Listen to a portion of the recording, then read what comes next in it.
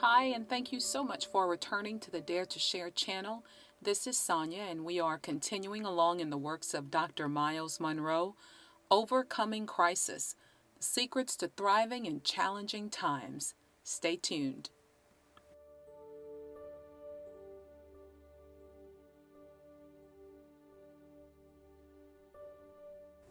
What do you do when everything you trusted in collapses?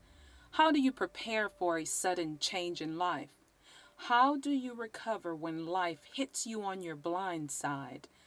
After a lifetime of hard work, dedication, commitment, and loyalty to a chosen career, how do you suddenly change your vocation and skill sets? What do you do when a lifelong dream and investment is suddenly taken from you through no fault of your own? How do you bounce back after institutions that were expected to protect you suddenly pull the rug out from under your life? What do you say to your family when you face the reality that you may no longer be able to fulfill their expectations for security, support, and provision? Where do you go when you want to work but there are no jobs? What do you do when your sense of pride for personal accomplishment is dashed in the fires of survival? How do you go on after the legacy of years of work is erased by a pink slip from the company you helped build? How do you face the family you once left to find your fortune and chase your dreams and ask them to take you back in because your world has evaporated? Where do you go when the ones you go to for help are also in need of help? All these questions are actual situations I have encountered in counseling hundreds of individuals who have fallen on difficult times in their lives. Though each situation was unique, one common factor linked them all. Every trying situation was initiated by what we call a crisis. Each one of us will face some type of crisis. We all encounter situations over which we have no personal control, which we did not expect or could not prevent.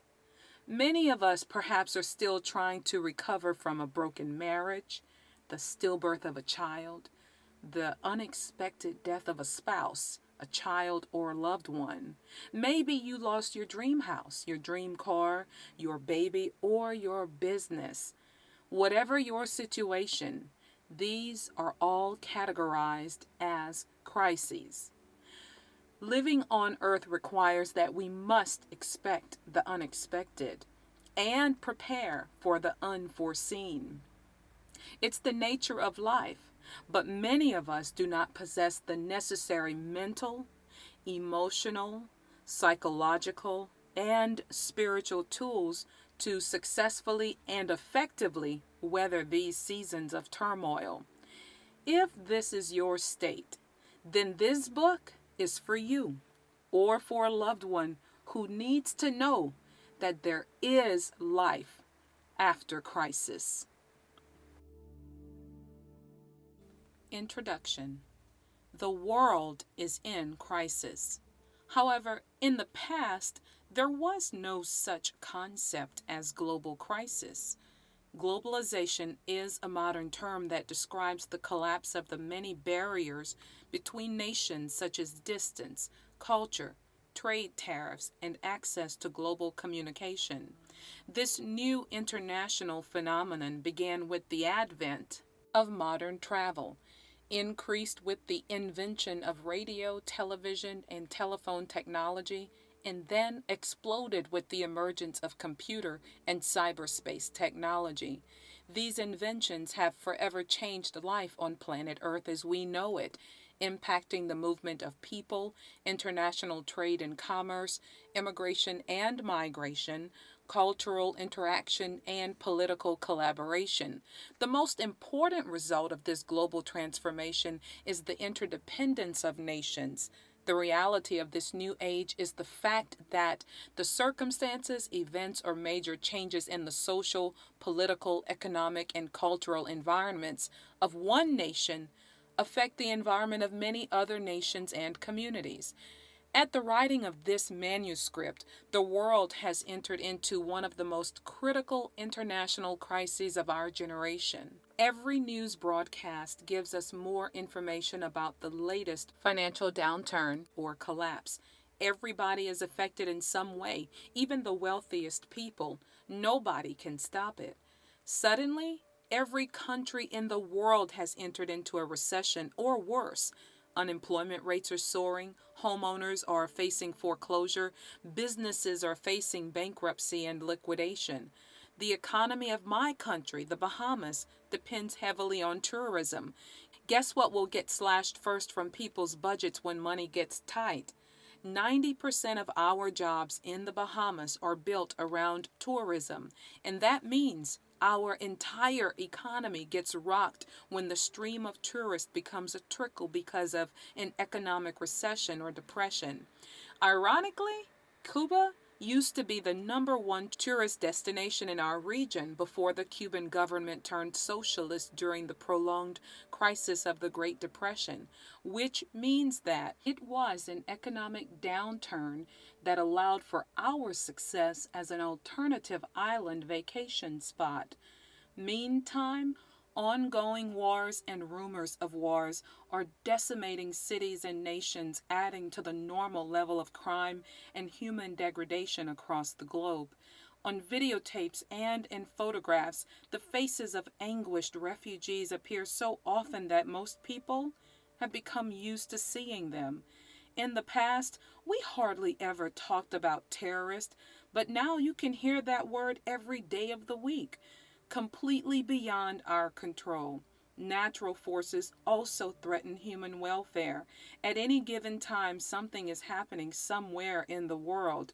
Hurricanes, typhoons, tornadoes, earthquakes, mudslides, tsunamis, droughts, floods, famines. The list goes on and on. People are always in some kind of a crisis. We are vulnerable. We are very fragile.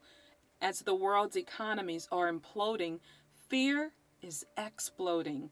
Fear is defined as a lack of confidence, and fear itself feeds the recession.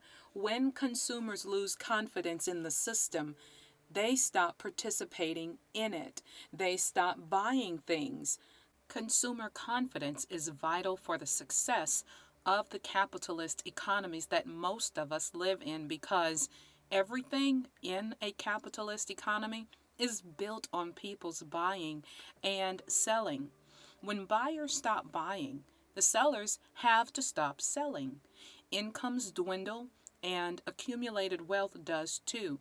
The fear itself does not dwindle, though. It grows. Crisis is not too strong a word for what is happening.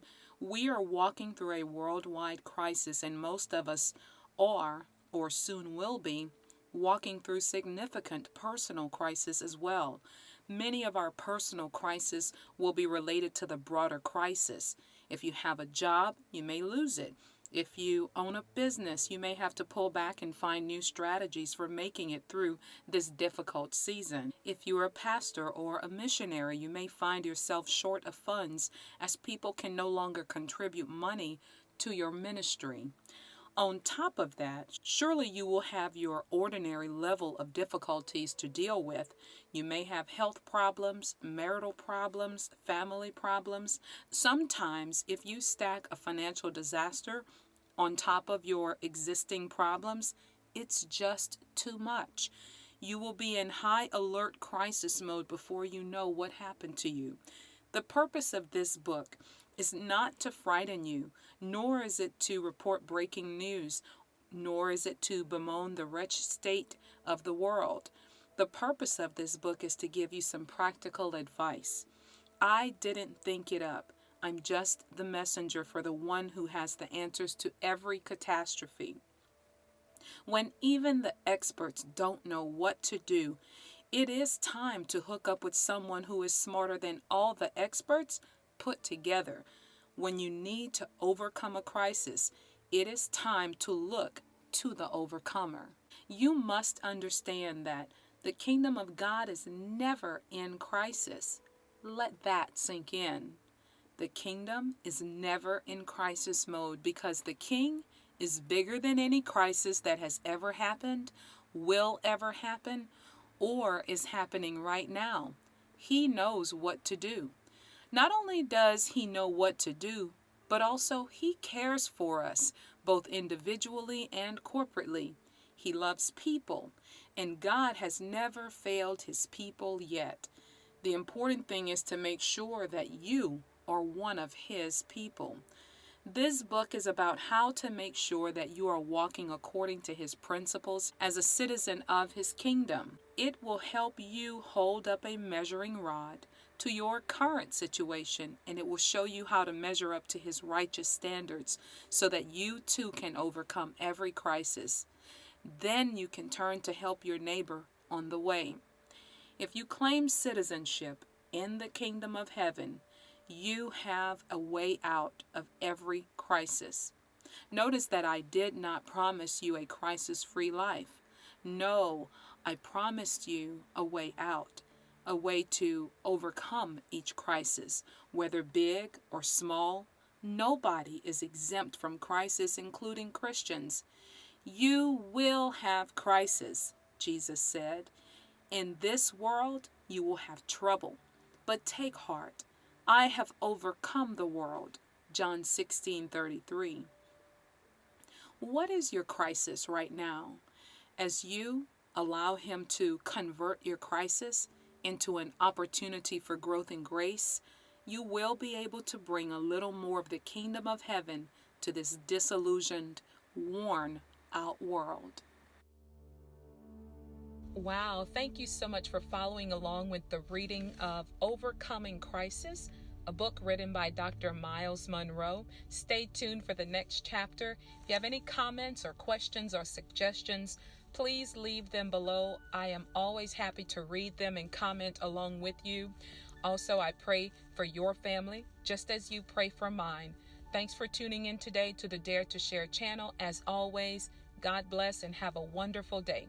Bye.